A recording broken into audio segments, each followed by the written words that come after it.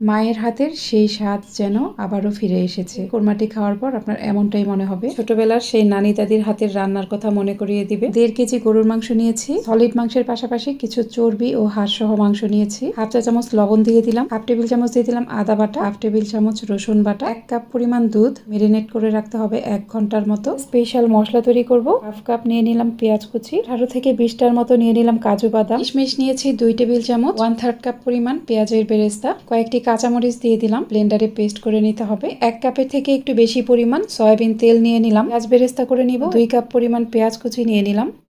বাকি তেলের মাঝে 2 টেবিল চামচ ঘি দিয়ে দিলাম। জয়ত্রীটাকে যতটা সম্ভব ভেঙে গুঁড়া করে দিতে হবে। 2টা পেঁয়াজ কুচি দিয়ে দিলাম, এরকম একটু সাদাটে কালার থাকা অবস্থায় দিয়ে দিলাম হাফ টেবিল চামচ রসুন বাটা, হাফ টেবিল চামচ আদা বাটা, 1 চা চামচ ধনিয়ার গুঁড়া, 1 চা চামচের থেকে একটু কম জিরার গুঁড়া। দুধ দিয়ে মশলাটাকে আরও ভালোভাবে কষিয়ে নিব। প্রায় 15 মিনিট পর ফিরে এলাম। মাংস থেকে উঠে আসা এই পানি দিয়ে ভালোভাবে কষিয়ে নিতে হবে। কম আছে মাংসটাকে রান্না করতে হবে। আরও প্রায় 15 মিনিট পর ফিরে এলাম। কষানো হয়েছে, 80%-এর মতো সেদ্ধ হয়ে গেছে। 1 কাপ পরিমাণ লিকুইড দুধ দিয়ে দিলাম। আবারও প্রায় 15 মিনিট পর ফিরে এলাম।